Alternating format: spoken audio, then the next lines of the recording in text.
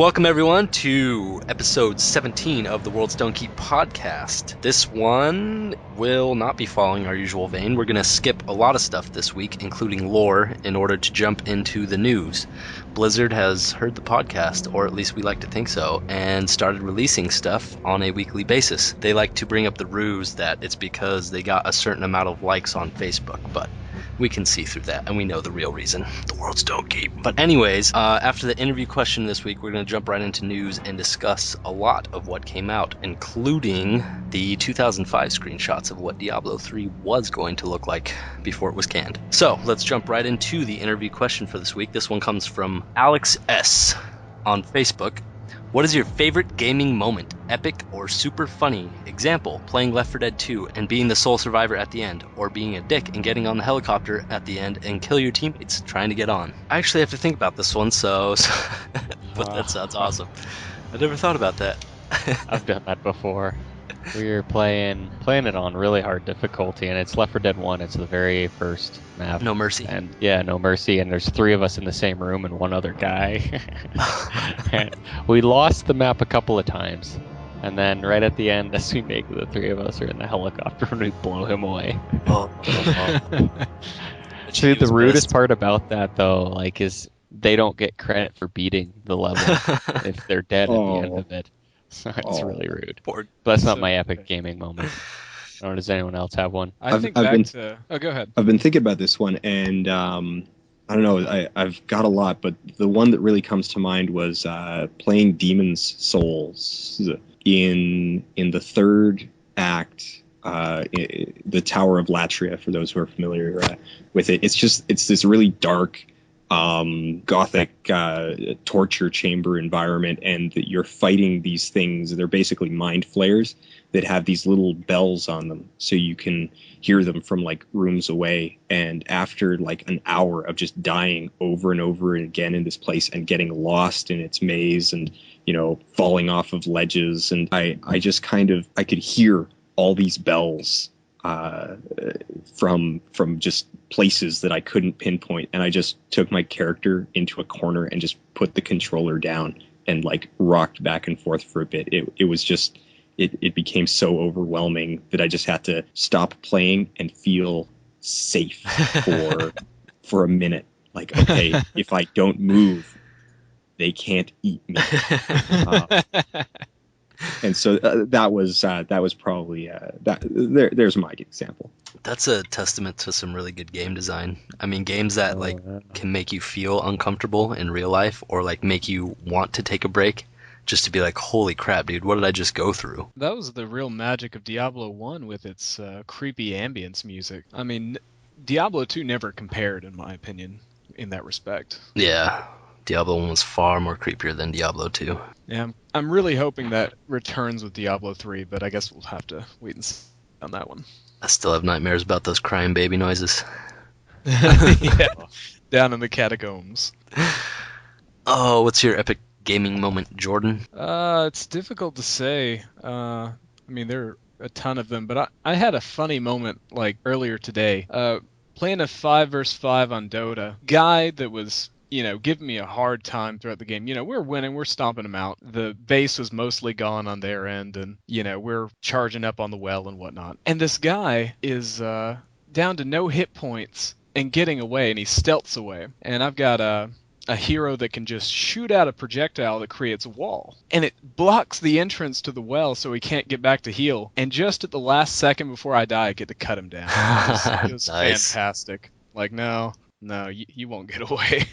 That's awesome. As for me, epic gaming moments, it's kind of hard to think of and pinpoint one.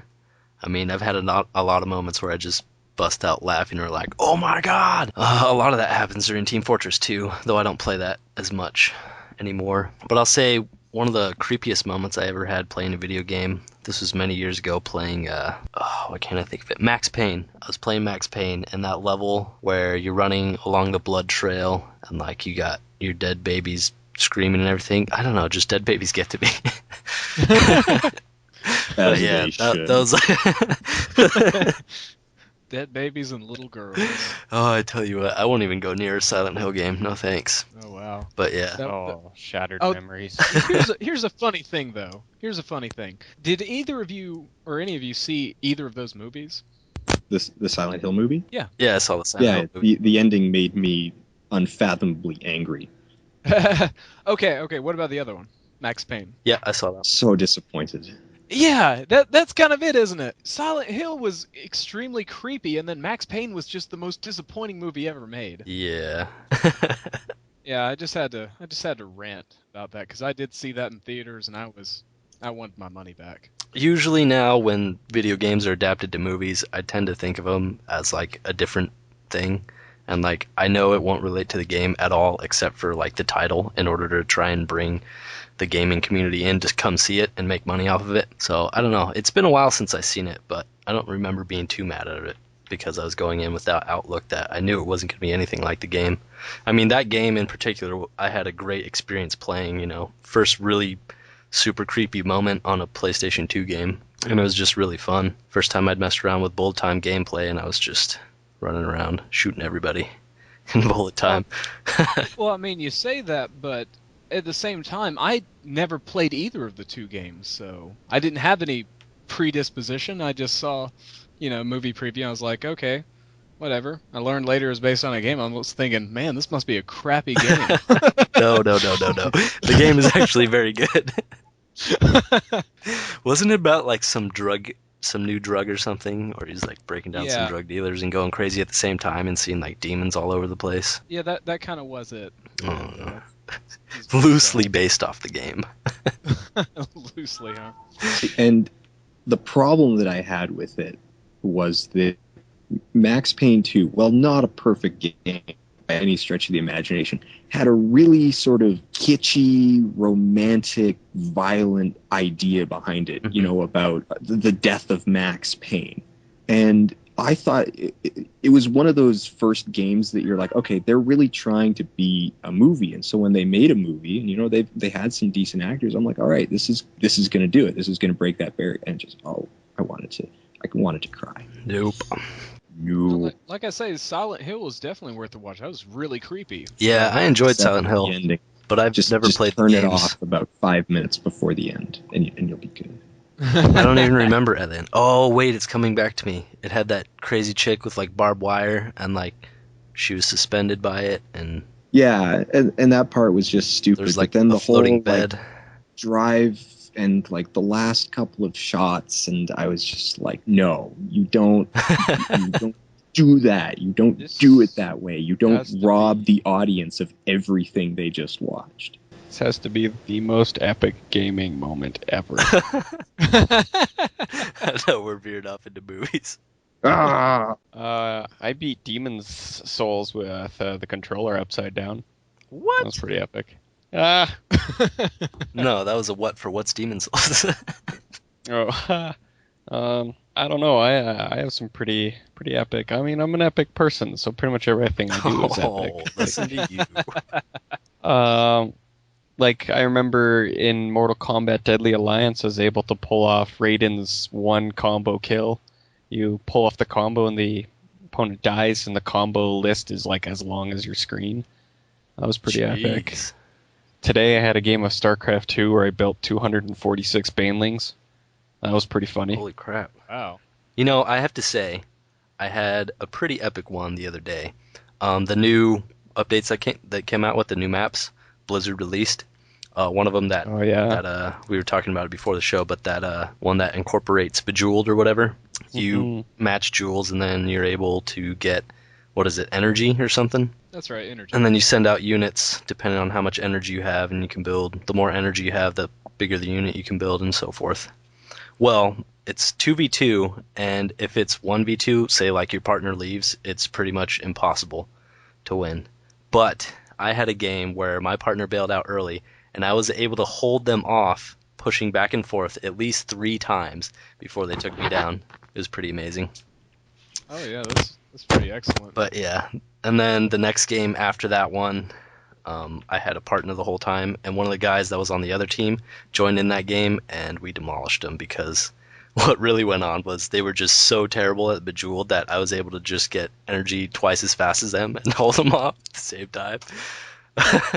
I tell you, one thing that's crazy about playing that game is sometimes, every now and then, you'll run into a game where there's literally one opponent that's getting energy twice as fast as you. You're like, wait, what? Bejeweled Everyone skills, else is son. doing. Oh, that's me. I'm the guy who's getting energy twice as fast. I get so lucky with that. I get like 5 combo. Dude, Like, it's so yeah. rad. If you have Combos of 5. if you have StarCraft 2 and have not played that, please go play it because it is a lot of fun. It is very epic. Especially if you have played Bejeweled before. But yeah, there's that. I guess that'll do it for the interview question of the week, which means we're going to move right in onto news. Yeah. So Ken, go ahead, take over. What's the big story we got? We got many. Whoa, Go, man, there's many. I think the first thing that we're gonna talk about was the old Diablo, the 2005 shots of Diablo 3 from the old Blizzard North team. Since that's the oldest piece of news, now we'll have a link to them. Definitely obviously. in the show notes. Yep. In the show notes. These guys, I think it looks like it was supposed to take place in heaven, at least where these shots are. That's the rumor I hear. Mm-hmm. Very neat, very clean architecture, some angels. Well, at least some of them do, and like half of them look like they're up there, and half of them look like they're from a dungeon. But it's very, very rigid stone design. Yeah. I like some of the dungeon looks, to be honest. I hate the UI. I think the UI just looks terrible. And then some of the what do you call it? The isometric view is like shifting between different screenshots. Like some of them are in close, some of them are really far away, some of them are at a weird angle. I like some of the architecture. I'm gonna be honest. I kind of like what's happening right now more than what this was turned into. With the angle, it probably wasn't going to be fixed. It does look like it was going to be a bit more of a free floating camera. Or not free floating, but like, locked onto your character. But you could change the pitch and you could rotate around it. It looks like that's where they were going with that. I also think we're looking at a very rudimentary design here, very early in the process. Oh, very early. Because I don't know, there's just multiple things that make me believe like the UI. You have like these pink highlights around, I assume, where your spells would go. And it just looks extremely basic. Yeah, that's pretty much it. And a lot of it looks like a square that says attack. Right, and it even includes some elements from Diablo 2, so I think they're still figuring stuff out. Like the skill and level up buttons are the same, and all the quick buttons on the UI are the same from Diablo 2. Even the potions look the same. Looking at the mini map here, there in one of the shots, it's pretty clear that the environment is just a copy paste of one chunk over and over again. Yeah, rotate. So it was I mean, we're looking at what would be very, very early shots.